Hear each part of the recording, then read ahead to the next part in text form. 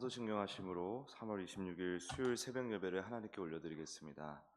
전능하사 천지를 만드신 하나님 아버지를 내가 믿사오며 그 외아들 우리 주 예수 그리스도를 믿사오니 이는 성령으로 잉태하사 동정녀 마리아에게 나시고 본디오 빌라도에게 고난을 받으사 십자가에 못 박혀 죽으시고 장사한 지 사흘 만에 죽은 자 가운데서 다시 살아나시며 하늘에 오르사 전능하신 하나님 우편에 앉아 계시다가 저리로서 산 자와 죽은 자를 심판하러 오시리라. 성령을 믿사오며 거룩한 공회와 성도가 서로 교통하는 것과 죄를 사하여 주시는 것과 몸이 다시 사는 것과 영원히 사는 것을 믿사옵나이다. 아멘. 찬송가 412장입니다.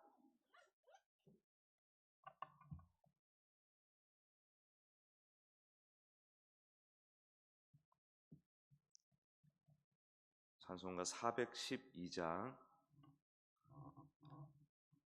내 영혼의 극히 깊은 데서 맑은 가락이 울려나네. 하늘 곡조가 언제나 흘러나와 내 영혼을 고이 싸네. 평화 평화로다. 하늘 위에서 내려오네.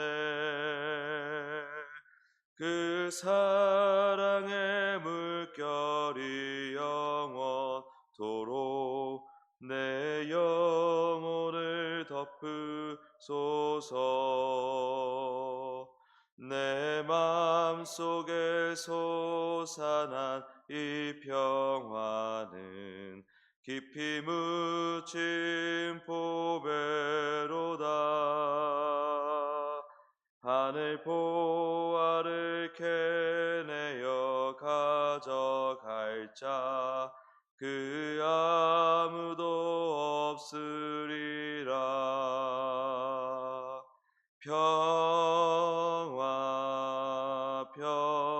평화로다.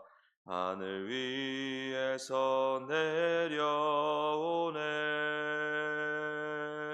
그 사랑의 물결이 영원토록 내 영혼을 덮으소서. 이 영혼의 평화가 넘쳐남은 주의 큰 복을 받음이라. 내가 주야로 주님과 함께 있어 내 영혼이 편히 쉬네.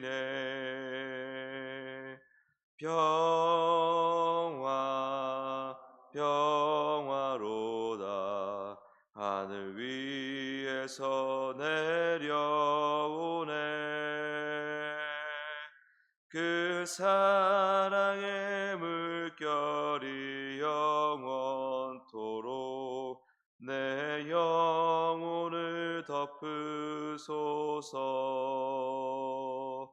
이 땅 위에 험한 길 가는 동안 참된 평화가 어디 있나. 우리 모두 다 예수를 친구 삼아 참 평화를 누리겠네.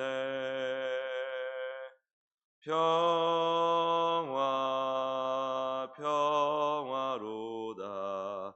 하늘 위에서 내려오네. 그 사랑의 물결이 영원토록 내 영혼을 덮으소서. 아멘. 이 시간 합심하여 통성으로 기도하기 원합니다.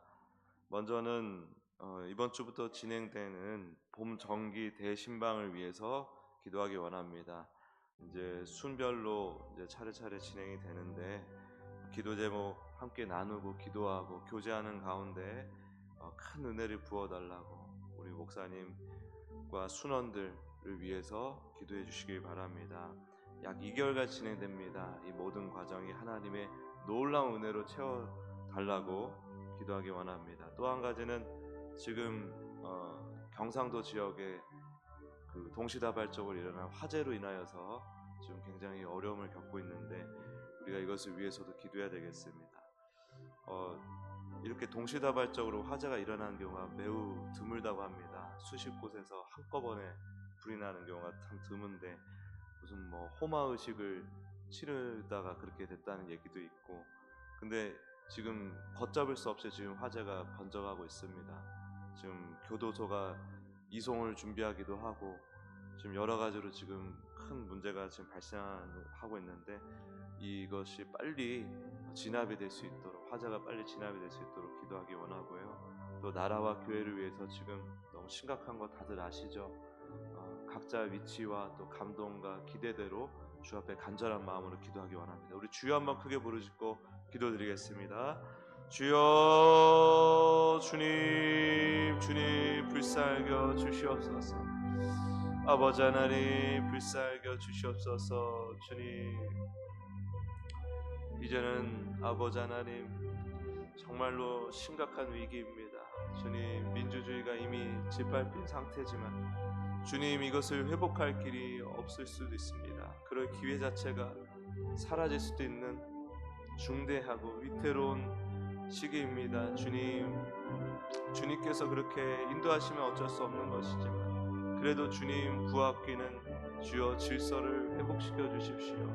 주님, 모든 아버지 하나님 이 헌정 질서를 무너뜨리는 아버지 참 무도한 무리들을 주께서 척결하여 주시고, 주님 오직 하나님의 은혜 가운데 오직 주여 주님의 질서가 바로 세워질 수 있도록, 하나님의 정의가 바로 세워질 수 있도록 도와주시옵소서. 침묵하는 것도 행동하는 거라 하였습니다. 아무것도 하지 않는 것도 그것도 행동하는 것이라 하였습니다. 주님, 우리가 아버지 주님의 정의를 외치게 하여 주셔서 한국 교회가 하나님의 정의를 아버지 잘 이해하고 생각하고 말하고 행동하는 우리 한국 교회가 될 수 있도록 도와주시고, 이 기회에 무너질 건 속히 무너지게 하시고 일어날 건 속히 일으켜 주시옵소서. 주님, 지금 아버지 화재가 크게 지금 일어나고 있습니다. 동시다발적으로 아버지 의심스러운 점이 한두 가지가 아니라 지금 가장 급한 것은 이 불이 빨리 진압되는 것입니다. 주님 도와주십시오. 인명피해 없이 속히 진압될 수 있도록 주여 도와주시고 큰 비를 내려주십시오. 이 모든 불을 다 아버지 일거에 진압할 수 있는 큰 비를 내려주시고 함께하여 주시고 해결해 주시옵소서. 봄정기 대신방 가운데 은혜를 주사 주님, 모든 순원들 또 목사님과 함께 기도 제목 나누고 또 기도하고 교제하는 가운데 우리 마음에 있는 모든 불안과 두려움과 원통함과 분노가 아버지 하나님 은혜 가운데 싹 녹아지고 참 평안을 얻을 수 있도록 도와주시옵소서. 관계가 더욱더 깊어지고 또 한마음 한뜻으로 주 앞에 나아가는 온전한 우리 교회 될 수 있도록 역사하여 주시고 함께하여 주시옵소서.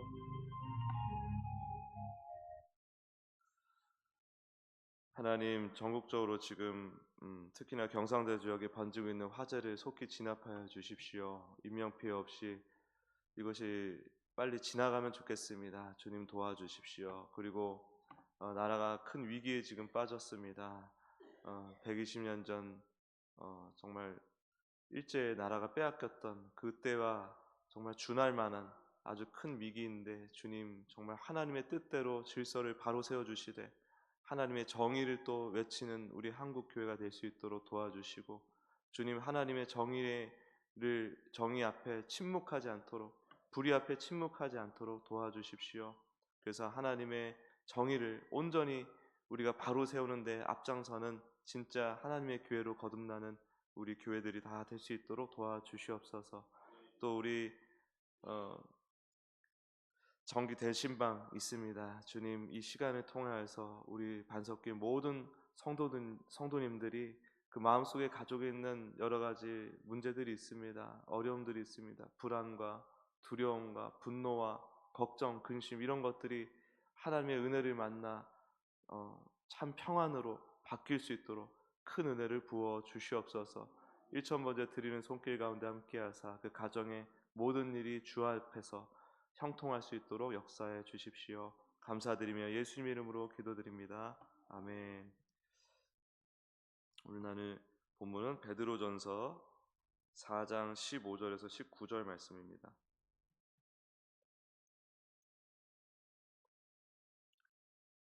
베드로전서 4장 15절에서 19절 말씀 381페이지입니다.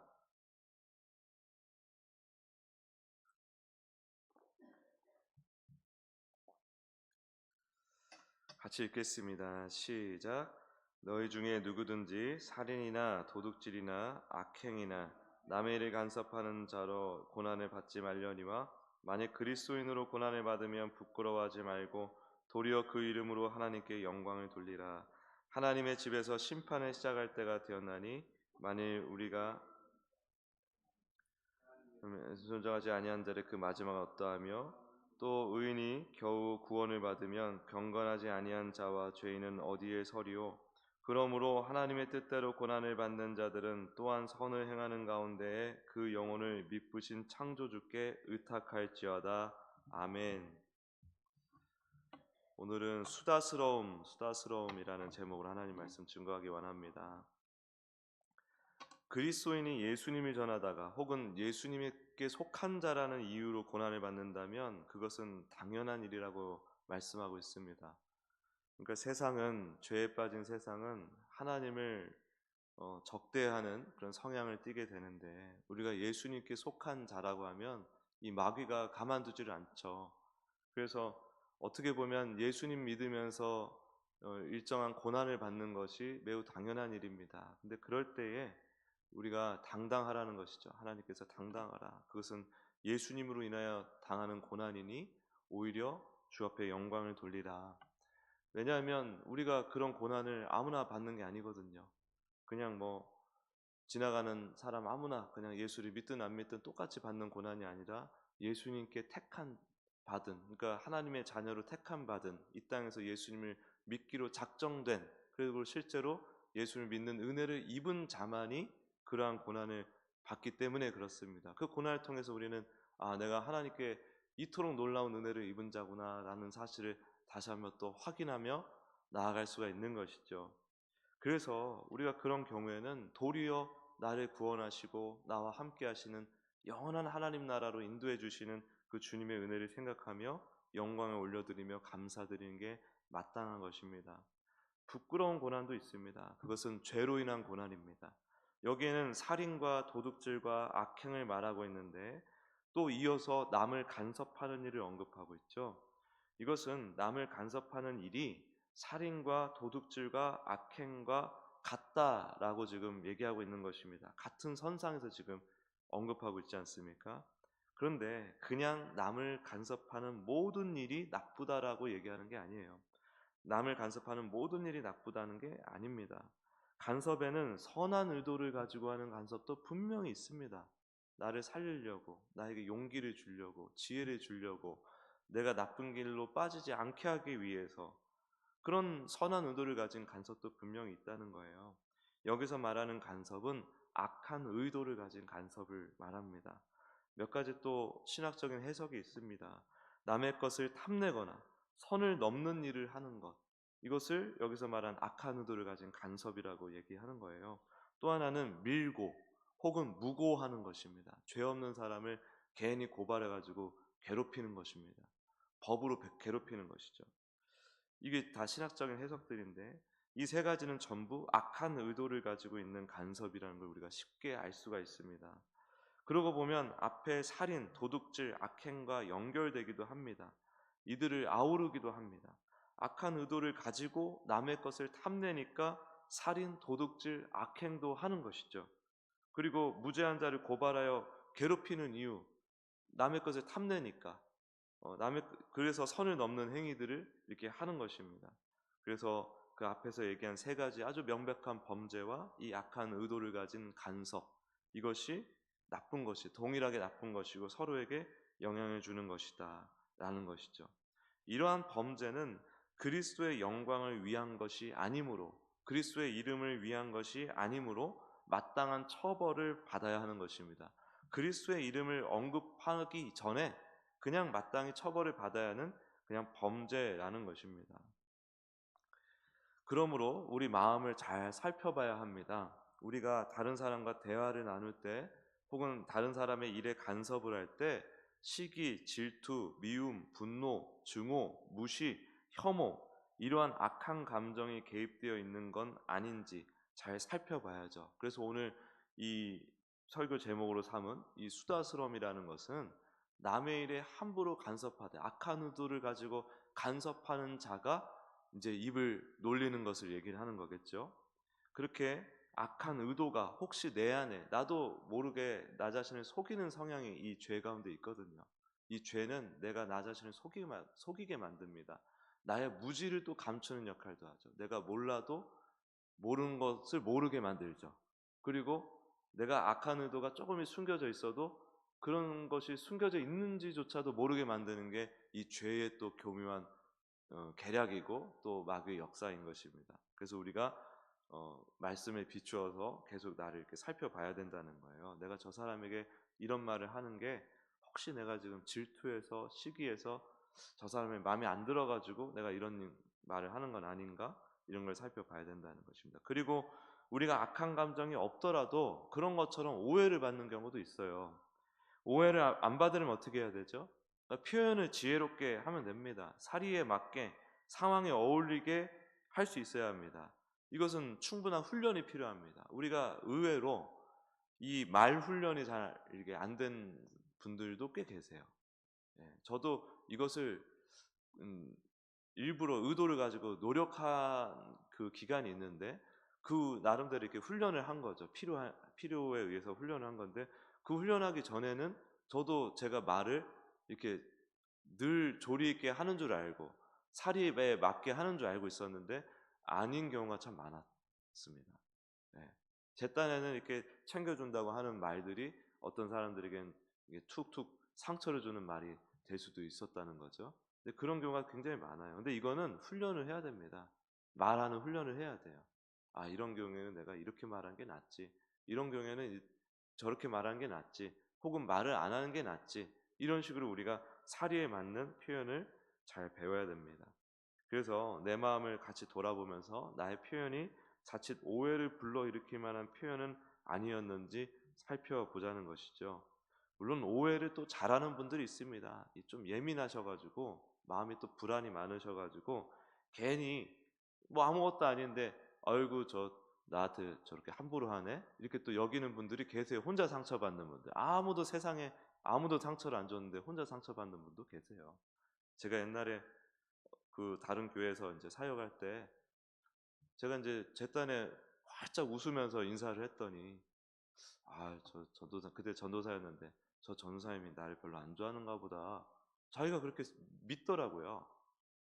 전혀 그런 상황이 아니었는데 또 제가 그렇게 인사하는 것을 옆에서 본 분도 계셨는데 아니 그 상황이 어떻게 누가 봐도 밝게 인사하고 반기는 일이었는데 그 분은 막 저기 혼자 상처를 받고 그걸 또 단정 짓고 있더라 이거죠. 그런 분들은 어쩔 수가 없습니다. 그러니까 그런 분들에 의해서 그런 상황에 휘말리더라도 필요 이상의 자책을 할 필요는 없다. 그래서 내가 나를 정직하게 들여다보면서 주님 보시기에 내가 생각하기에 합당한 마음을 품고 있는지 합당한 말을 하고 있는지를 잘 살피고 이것을 잘 훈련 받아야 된다. 또 왜 이렇게 해야 되는가 이것만 또 살펴보면 전도를 위해서입니다. 크게 보면 전도야말로 따지고 보면 오지랖이고 간섭입니다. 그렇게 간섭하지 않으면 어떻게 전도를 하죠? 악한 의도, 적절하지 못한 표현으로 인하여 우리가 가진 지극히 선하고 아름다운 하나님의 진심, 예수 그리스도가 오해를 받아서는 안 되잖아요. 그렇죠? 우리가 그리스도를 왜곡하는데 단초를 제공해서는 안 되지 않습니까? 다르게 생각하면 우리가 선한 마음, 지혜로운 말로 전도를 할 때 오해 없이 복음이 전달될 것이고 혹 우리가 전하는 복음을 듣기 싫어해서 우리를 미워하고 힘들게 한다 하더라도 그 복음은 우리의 잘 갖추어진 선한 마음과 지혜로운 말로 인해서 순수하게 잘 전해지고 영향을 끼치게 되어 있습니다. 그래서 우리를 통해 일하시는 주님을 기억하며 다른 사람과 교제하고 다른 사람의 일에 간섭을 하게 될 때에 늘 선한 마음을 품게 해달라고 우리가 기도해야 됩니다.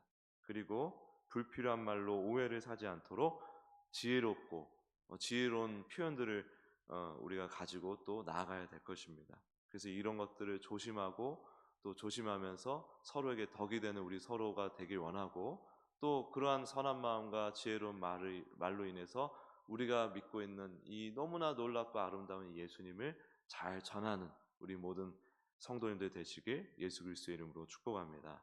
기도하겠습니다.